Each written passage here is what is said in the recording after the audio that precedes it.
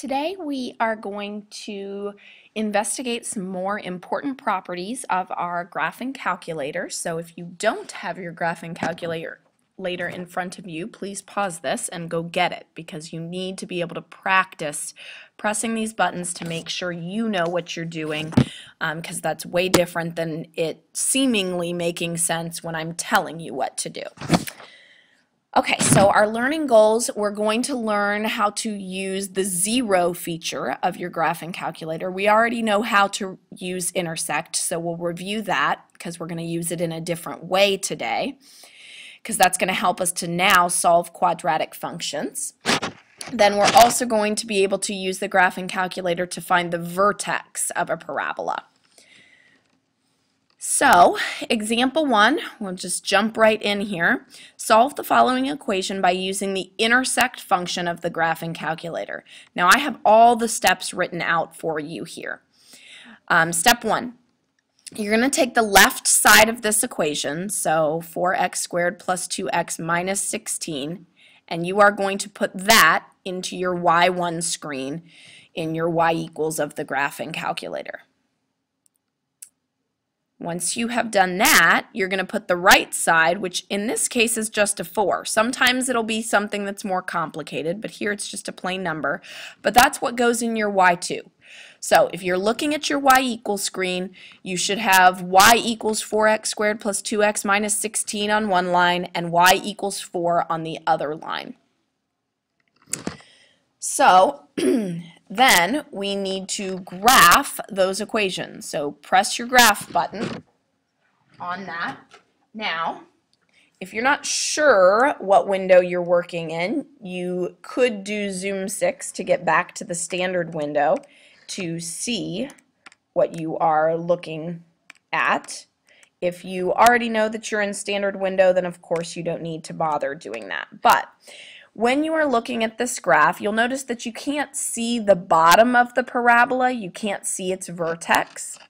And normally that would be a problem if we were trying to find the vertex or trying to sketch the graph. But here, all we care about is the intersection.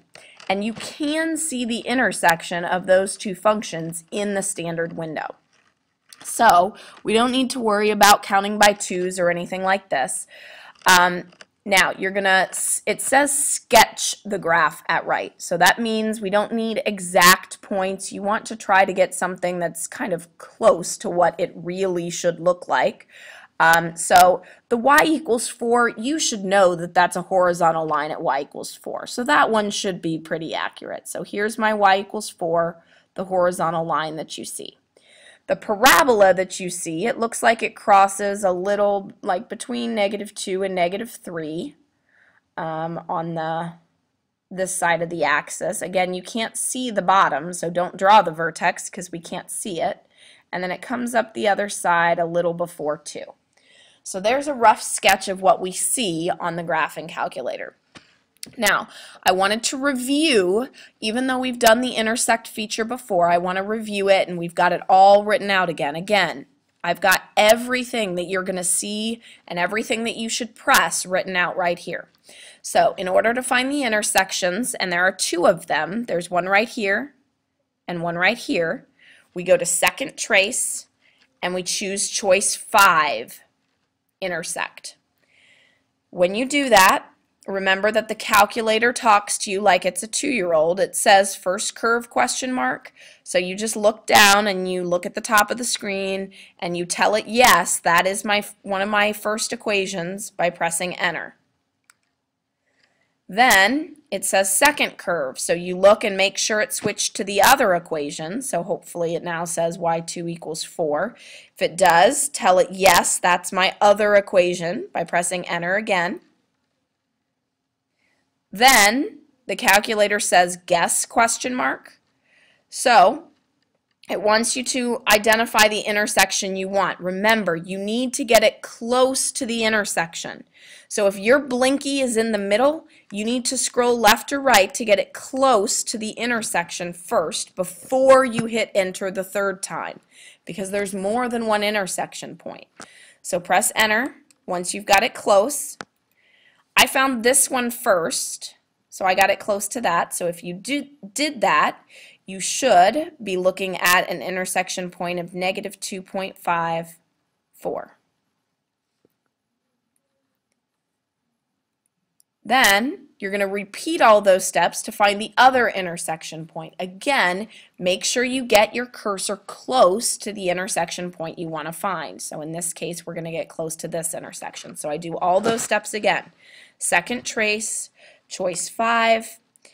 I tell it, yes, that's my first curve. I tell it, yes, that's my second curve. Then before you tell it yes on guess, move it closer to the other intersection, then press enter, and then it should tell you that this is at 2, 4. So hopefully you were able to do that since this is a review feature, but the key is understanding what you've done. Finding the intersection of these two equations is the same as solving a zeroed out equation. So if I subtracted the 4 to the other side and factored it or used the quadratic formula, these are the same answers for x that I should get, which means that even though I've labeled the intersection, that's not the solution to the equation. The solutions to the equations are the x values of those intersections. So it's important that you know what the answer is. The answers are x equals negative 2.5 and x equals 2. Now, on the graphing calculator, it's okay to use decimals because we're approximating. We're finding those intersection points. So decimals are going to be okay here. So hopefully that intersect feature seems familiar. Now we're going to learn our first new function, and that is we're going to solve the exact same equation as we did in example 1, only we're going to use what is called the zeros, finding the zeros. Very important that you know what zeros are. Zeros are x-intercepts of an equation. It's also a synonym to say find the solutions of the quadratic. So zeros, x-intercepts, solutions, those are all synonyms. They all mean the same thing. If I'm going to solve by finding zeros, instead of making this y1 and this y2, what I'm going to do is get the equation set equal to 0. So that means I'm going to need to subtract the 4 over here. So that gives me 4x squared plus 2x minus 20 equals 0. Step 2, once you've gotten everything to one side so that it's equal to 0, you enter your zeroed equation into your y1 screen. So you can clear out the old ones unless you were having problems. If you were having problems, remember that you can scroll over the equal sign and press enter, and that'll turn it off. But I'm going to enter my 4x squared plus 2x minus 20 now, and I'm going to press graph. Again, you'll notice in the standard window that you can't see the bottom of the parabola. In this case, that's okay because I'm looking for the zeros.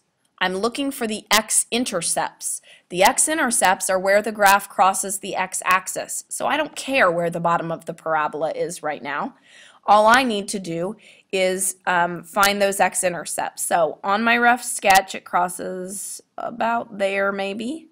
And then right about here. Again, you can't see the bottom, that's okay. So I want to make sure you understand what we're looking for. We're looking for the zeros, we're looking for the x-intercepts. So right here and right here are where my x-intercepts are, and now I'm going to use my graphing calculator to find it. This is also in the second trace menu. So if you're looking, when you press second trace, you should see this right here. So we're now going to be choosing choice 2 rather than choice 5. So press 2, and what it does after that is it gives you something that looks like this, and it's not the same equation, so the parabola is not the same, but it's going to say left bound. So you're looking at something, it says left bound question mark. what it is doing, again, it talks like a 2-year-old, but what that is saying is it is saying that it wants you to tell it what x values the zeros between. So when it says left bound, here's the instructions typed out. Use the left button to move to the left side of the 0 that you want. So if I'm finding this 0 first, I need to use my left scroll arrow until I can see my little blinky move to the left of this 0. And in this case, the left is kind of above. So as soon as you get your blinky up here, then you can press enter because you've done what the calculator asked. You got a value to the left of that. So left bound, enter. Then it's going to say right bound like this. And notice that when it does that, you're going to see this little arrow that came up after you did the left bound. What these arrows are doing is it's trying to get 2 arrows to pinpoint the 0 that you're talking about. So now when it says right bound, that means scroll until your blinky is to the right, which in this case is kind of also below the 0 that you're looking for. So scroll to the right until it's somewhat below the axis, then press enter, and you should see, and on ours, these 2 arrows are closer together than that. They're like right on top of each other. But what those arrow triangles are doing is it's trying to squeeze in where the 0 is. So your calculator is now asking, do you want me to guess? So tell it yes by pressing enter again. And notice it now says x equals negative 2.5. So notice we got the same answer we did using the first method, which you should because they're the same equation. Now we have to repeat this, all those steps, to find the additional 0. So go back to second trace, choose choice 2. Now on this 0 right here, when it says left bound is actually below on this side. So use your scrolly over to get so that your little blinky is just below. So you should have, I'll use green here, try to get your blinky maybe about right here for left bound, and then press enter. Then it'll say right bound. When it says right bound, use the right scroll to get your blinky above that x-intercept, and then press enter. Then you should have the 2 little arrows, the little triangle things that look kind of like this. And it's asking guess, tell it yes by pressing enter a 3rd time. And now it says 0 and it says x equals 2, y equals 0. So notice again we got the same 2 solutions that we did in the first one, which makes sense because it's the first equation. Okay. So hopefully you feel comfortable finding zeros and intersections. Now, the last thing we are going to be able to do is use your graphing calculator to find the vertex. So when I go to find a vertex, this is using either the minimum or maximum feature. If it is a parabola that opens up, so this type of parabola, then this one's going to be the minimum feature because the vertex is the lowest point. If it's a parabola that's opening down, for which you're looking for the vertex, then that one's going to be the maximum feature because the vertex is the highest point.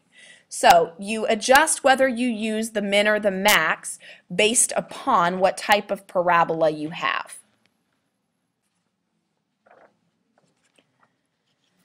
So when we're trying to find the vertex, your step 1 is going to be to enter the equation into y1. In this case, we're still using the same equation we used in the other ones, just for ease of punching things in. So it should already be there in your y1. You should already have it graphed.